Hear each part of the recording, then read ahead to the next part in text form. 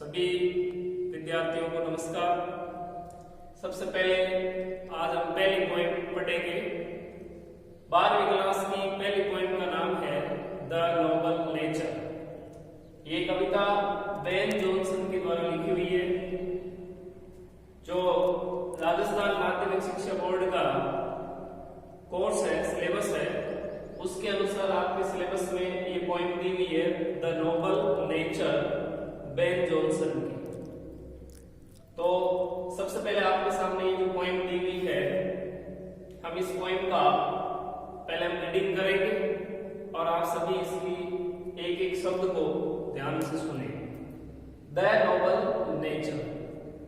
Nobel का मतलब होता है महान या श्रेष्ठ, और नेचर का मतलब होता है गुण या स्वभाव। इसका मतलब है द नोबल नेचर का मतलब है महान या श्रेष्ठ गुण।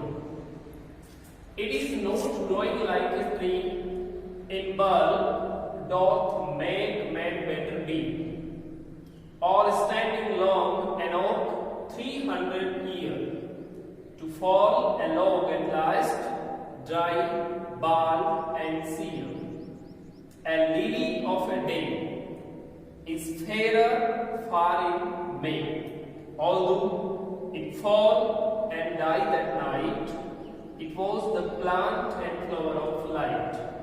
In small proportions we just beauty see, and in short measures life may perfect be. तो ये आपके सामने मैंने इस पॉइंट को रीड किया। अब हम इस पॉइंट के जो कठिन शब्द है वो मैं आपको एक बार बता देता हूं। It is not growing like a tree.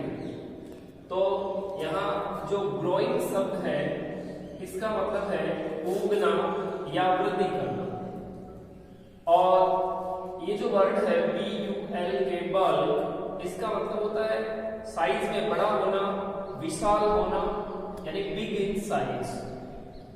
उसके बाद में स्टैंडिंग में खड़े होना।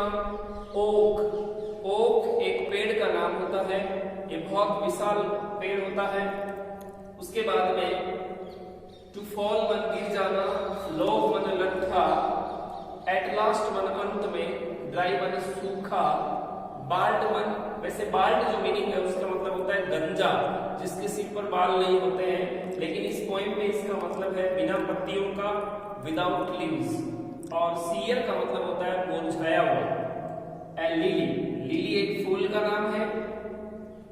ए फेयर मन बहुत सुंदर, और इसके बाद में लिखा है आगे कठिन मीनिंग है, वो एक लाइट देता है, फ्लावर ऑफ लाइट। लाइट का मतलब होता है वैसे रोशनी होता है, लेकिन इस पॉइंट के अकॉर्डिंग इसका मतलब है खुशी यानी happiness. In small proportion, proportion का मतलब होता है आकार, अनुपात, और ब्यूटीज का मतलब होता है सुंदर वस्तुएं। शॉर्ट मेजर का मतलब होता है संक्षिप्त समय, कम अवधि। परफेक्ट मन होता है पूर्ण। देखिए, जिस प्रकार हिंदी में कविता होती है, दोहा होता है, ठीक उसी प्रकार से इंग्लिश में भी हम किसी कविता को गा सकते हैं, यानी उसमें गाने योग्य क्षमता होती है। तो जो पॉइंट के अंदर गाने योग्य क्षमता होती है, किसी भी पॉइंट में ये देखना कि उसके अंदर राइम स्कीम है या नहीं है। तो प्रत्येक लाइन का जो अंतिम शब्द है उसको हम चेक करेंगे। जैसे ट्री, बी, एक ही ध्वनि है, tree bee, year seer, day makes, night light, sea bee. जब हम राइम स्कीम देना शुरू करते हैं तो सबसे पहली जो लाइन होती है उसको हम देते हैं ए, ट्री, इसलिए यहां लिख दिया ए। ट्री के जैसा ही साउंड है बी का, तो यहां भी हम क्या लिख देंगे ए। उसके बाद हमें नई ध्वनि मिली है ईयर, तो इसको हम देंगे बी। सीयर, इसको भी बी, क्योंकि ईयर और सीयर इन दोनों की जो ध्वनि है, साउंड है, वो मैच हो रहा है। उसके बाद में नया साउंड डे में, डे में, सी सी। उसके बाद में नाइट को डी, लाइट को डी, यहाँ ऊपर देखिए बी को हमने ए दे रखा है, तो हम यहाँ भी बी को क्या देंगे, ए, और सी को भी ए। इस प्रकार the rhyme scheme of this point, the rhyme scheme of this point A A, B B, C C, D D, A A, और आगे इस प्रकार कंटिन्यू चलेंगे। चूंकि ये पॉइंट इतनी दूर तक है तो इसकी राइम स्कीम हो गई ए A, B B, C C, D D और ए ए। अब लाइन टू लाइन हम इस पॉइंट का क्या अर्थ है, क्या इसका भावार्थ है, ये जानने की कोशिश करेंगे।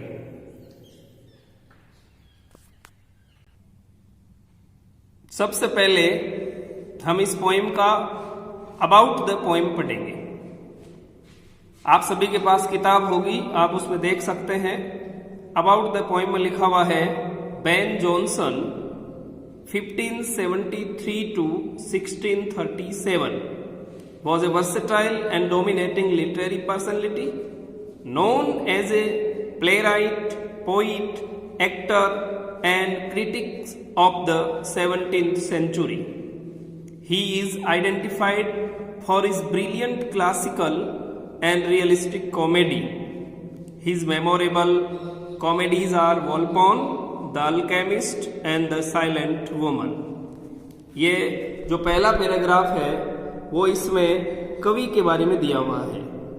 तो मैंने आपको बताया इस कविता के जो कवि है उनका नाम है बेन जॉनसन।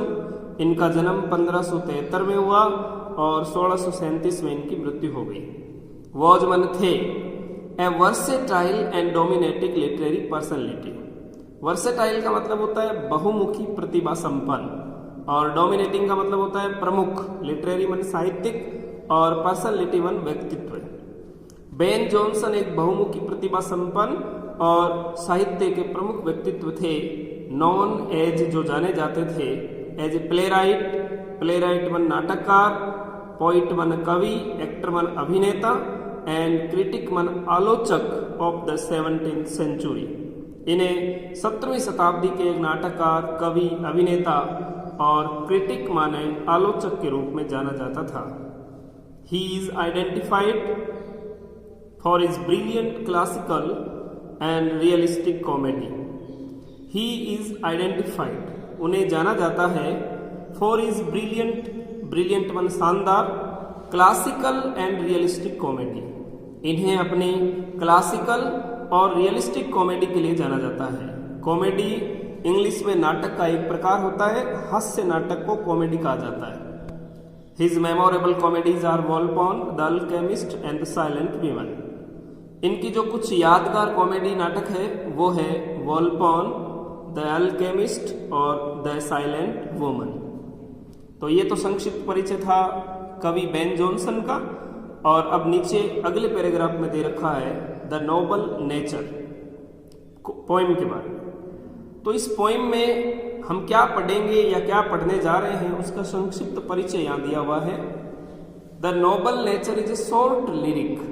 शॉर्ट मन संक्षिप्त, छोटी, लिरिक मन होता है कविता, जो कि कंपोज्ड मन रचित है by Ben Jonson. The noble nature is a short lyric composed by Ben Jonson. The noble nature कविता बेन जॉनसन के द्वारा रचित एक छोटी कविता है। इम्पार्टिंग, इम्पार्ट वर्ब है जिसका मतलब होता है देना, और यहाँ इम्पार्टिंग का मतलब हो गया दे रही है। क्या दे रही है ये कविता?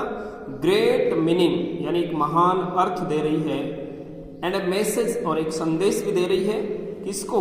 टू ह्यूमैनिटी, मानवता को। क्या संदेश दिया गया इस कविता में?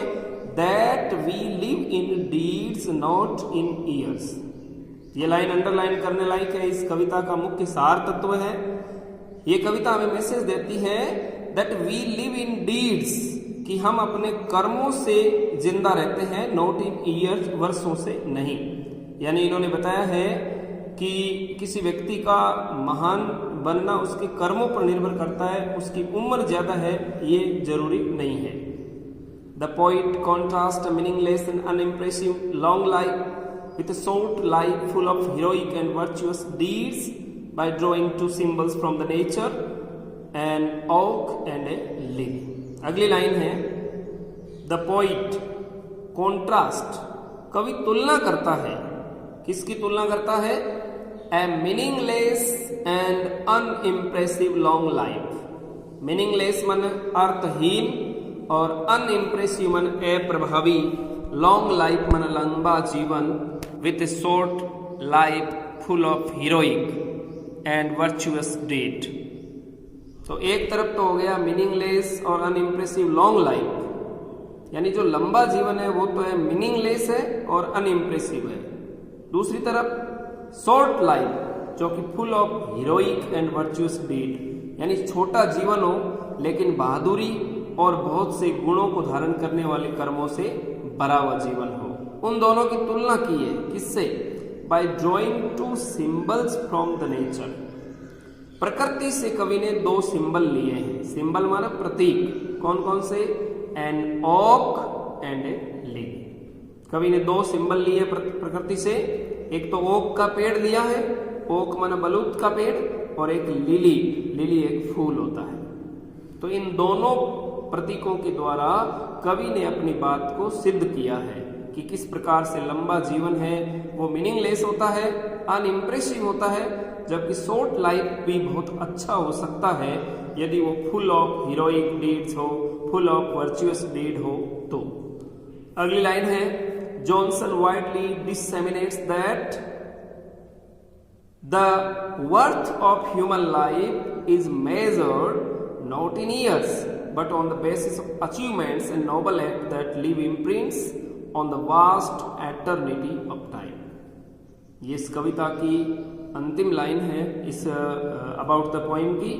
इसमें लिखा हुआ है जॉनसन वाइडली, वाइडली मन खुले रूप से, बेबाक, डिसेमिनेट्स मन बताते हैं, कहते हैं। जॉनसन खुले रूप से कहते हैं, क्या कहते हैं? That the worth of human life, कि मानव जीवन का महत्व है। वर्थ, WRTH, वर्थ माना महत्व, मूल्य। Of human life is measured, मापा जाता है, नॉट इन ईयर्स, वर्षों में नहीं, but on the basis, basis वन आधार, ऑफ अचीवमेंट, अचीवमेंट वन उपलब्धियां, एंड नोबल एक्ट और महान कार्य, दैट लिव इम्प्रिंट्स, जो लिव मन छोड़ देते हैं, इम्प्रिंट मन निशान, on the vast eternity of time. पूरी लाइन को एक साथ समझना होगा। एंटरनिटी का मतलब होता है शाश्वत, वास्ट मन विशाल। पूरी लाइन इस प्रकार है Johnson widely disseminates that, Johnson खुले रूप से कहते हैं कि the worth of human life is measured not in years, मनुष्य जीवन की महानता को वर्षों से नहीं मापा जाता, but on the basis of achievement and noble act, बल्कि उन उपलब्धियों और महान कार्यों के आधार पर मापा जाता है जो समय की शाश्वतता पर अपने निशान छोड़ जाते हैं। यानी व्यक्ति की महानता उसकी उम्र के आधार पर नहीं मापी जाती है, बल्कि उसने अपने जीवन में क्या उपलब्धि हासिल की, क्या उसने महान कार्य किए, उसी आधार पर व्यक्ति का महत्व मापा जाता है। ये इस कविता के बारे में संक्षिप्त जानकारी आपको मिली। अब हम जो पोइम है उस पूरी पोइम को इसी हिसाब से पढ़ेंगे। अभी आपके सामने राइम स्कीम बताई गई थी, अब आप एक एक करके इस लाइन का अर्थ समझ सकते हैं। इस पोइम का लाइन टू लाइन मैं आपको इंडियन वर्ड बता रहा हूं, तो आप ध्यान से सुनिए। पहली लाइन में लिखा है it is not growing like a tree. Growing मतलब होता है उगना या वृद्धि करना, आकार में वृद्धि करना। कवि कहता है कि पेड़ की तरह बड़े होना, इन बल्क, बहुत बड़े आकार में। बल्क मतलब होता है बिग इन साइज, बड़े आकार में। कवि कहता है it is not growing like a tree in bulk, कि विशाल आकार में पेड़ की तरह बड़े होना does make man better be। यहाँ पर ये जो डी और टी एंड दे रखा है, ये लैटिन इंग्लिश का शब्द है, वर्तमान में इसको डज लिखा जाता है। तो इस प्रकार से प्रश्नवाचक है ये, कवि हमसे खुद ही पूछ रहा है it is not growing like a tree but does make man better क्या एक पेड़ की तरह आकार में बड़े होकर के कोई आदमी महान बन सकता है, कोई आदमी महान बन जाता है। जिस प्रकार से जो बड़ा पेड़ है और स्टैंडिंग लॉन्ग एंड ओक, बाद में कवि ने एक उदाहरण के द्वारा बताया है कि जिस प्रकार से एक जो ओक का पेड़ है स्टैंडिंग मन खड़े रहता है, लॉन्ग मन लंबे समय तक, कितने लंबे समय तक, 300 ईयर, 300 साल तक। तो यहां पर इस लाइन में कवि ने बताया है कि एक व्यक्ति एक ओक के पेड़ की तरह जो कि खुद 300 साल तक जिंदा रहता है, उस पेड़ की तरह अगर हम बड़े होते जाएंगे, हमारा शारीरिक आकार बढ़ता जाएगा, हम फिजिकली ग्रोथ करते जाएंगे, तो क्या इससे आदमी महान बन सकता है? फिर वो अगले लाइन में कहते हैं to fall a log at last. ये जो ओक का पेड़ है ये टू फॉल मतलब गिर जाता है, ए लॉग, लॉग मतलब लट्ठे की तरह, एट लास्ट मतलब अंत में, जब ये अपना जीवन काल संपूर्ण कर लेता है, इसका जीवन काल पूरा हो जाता है, तो ये ओक का पेड़ एक लट्ठे की तरह गिर जाता है। ड्राई, बिल्कुल सूखा होता है, बाल्ड, कोई पत्तियां नहीं होती, विदाउट लीव्स होता है, बिना पत्तियों का होता है, एंड स्फीयर, और मुरझा जाता है। यहां जो 4 लाइन हमने यहां तक पढ़ी है उनमें मेन बात यह है कि कवि ने कहा है कि जिस प्रकार से ओक का पेड़ आकार में बहुत बड़ा होता है, करीब 300 इयर्स ये जिंदा रहता है, परंतु इसका कोई महत्व नहीं है, क्योंकि जीवन के अंतिम समय में ये लट्ठे की तरह गिर जाता है, बिल्कुल सूखा होता है, बिना पत्तियों का होता है और मुरझाया हुआ होता है। ये एक बात इन 4 लाइनों में कवि ने अपनी रखी। अब दूसरी बात, नया stanza, A lily of a day. A lily, lily एक फूल है और बहुत ही सुंदरता के साथ कवि ने छोटी सी लाइन में बता दिया है, a lily of a day. ऊपर देखिए, ऑफ 300 ईयर, 300 साल काफी लंबा टाइम होता है, जबकि यहां एक ही लाइन में बता दिया ए लिली ऑफ ए डे, यानी लिली का फूल मात्र एक दिन जिंदा रहता है, सुबह खिलता है और शाम को मर जाता है। A lily of a day, तो लिली की पहली विशेषता, a lily lives only for 1 day. ठीक, is fair and far in May, ये भी बता दिया कि ये मई के महीने में बहुत ही सुंदरता के साथ खिलता है। फेयर, फेयर, खाली फेयर की बात करें तो सुंदर, फेयर वन मोर ब्यूटीफुल, ज्यादा सुंदर। तो लिली के फूल की 2 लाइनों में बहुत सारी बातें हमें बता दी गई है कि लिली एक दिन जिंदा रहता है, लिली मई के महीने में खिलता है, बहुत ही सुंदर फूल होता है। आगे, ऑल दू, यहां 2 बातें बताई, ए लिली ऑफ ए डे, एक दिन का लिली है, मई के महीने में खिलता है, बहुत सुंदर है, ऑल दू यद्यपि, यहां लेकिन आ रहा है, यद्यपि it fall and die that night. कवि कहता है कि ये जो लिली फूल है ये फॉल मन गिर जाता है, डाई मन मर जाता है, दैट नाइट, उसी रात को, जिस दिन ये खिलता है उसी रात को शाम होते होते ये गिर जाता है, मुरझा जाता है, मर जाता है। कितना संक्षिप्त जीवन है, लेकिन it was the plant and flower of life. कवि कहता है कि हालांकि लिली का जो लाइफ टाइम है वो जस्ट ओनली फॉर 1 डे है, परंतु लिली है वो the plant and flower of light, ये जो प्लांट है, पौधा है, फ्लावर वन फूल है ऑफ लाइट। कवि ने इस फूल को संज्ञा दी है फ्लावर ऑफ लाइट। क्यों? क्योंकि जो लिली का फूल है वो एक दिन में अपनी सुंदरता से सभी व्यक्तियों को खुशी प्रदान करता है। LIGHT, लाइट का मतलब होता है रोशनी, लेकिन यहाँ हमारी जो कविता है उसके अंदर इसका अर्थ है खुशी, खुशी या happiness.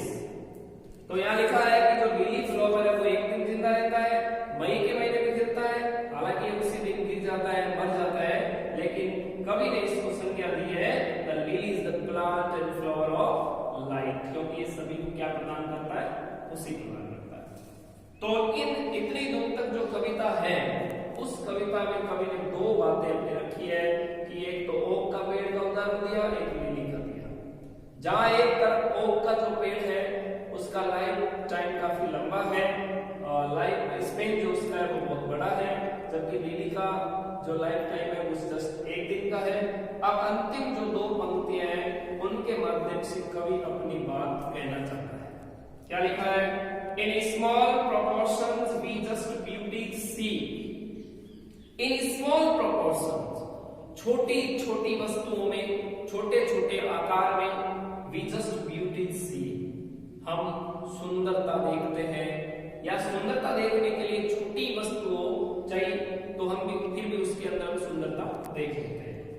And in short measure life make perfect भी, और कवि कहता है कि शॉर्ट मेजर्स लाइफ, यदि हमारा जीवन संक्षिप्त है, छोटा है, फिर भी हम उसको परफेक्ट बना सकते हैं, पूर्ण बना सकते हैं। जिस प्रकार से लिली का लाइफ बहुत ही छोटा होता है, जस्ट फॉर वन डे होता है, फिर भी लिली इंपॉर्टेंट है, क्योंकि कवि ने इसको नाम दिया है फ्लावर ऑफ लाइफ, क्योंकि एक दिन में ये अपनी सुंदरता से चारों तरफ खुशियां बिखेर देती है। तो यहाँ कवि कहता है कि चाहे हमारा जीवन छोटा हो, हम अपने महान कार्यों से, अच्छे कार्यों से अपने जीवन को परफेक्ट बना सकते हैं। तो इस प्रकार से ये कविता का मैंने आपको इंडियन वर्ड बताया, आपको समझ में आया होगा। अब इस पोएम के अंदर से जो हमारा सिलेबस है उसके अनुसार जो पोएट्री वाला पार्ट है वो 10 नंबर का है। इसमें एक स्टेंजा आएगा 4 नंबर का और 3 प्रश्न आएंगे 2-2 नंबर के, तो 6 और 4 10 नंबर का है। तो ये जो पोएम है आपको समझ में आई होगी। अगले वीडियो में मैं इस पोएम के सारे जो क्वेश्चन आंसर है वो बताऊंगा।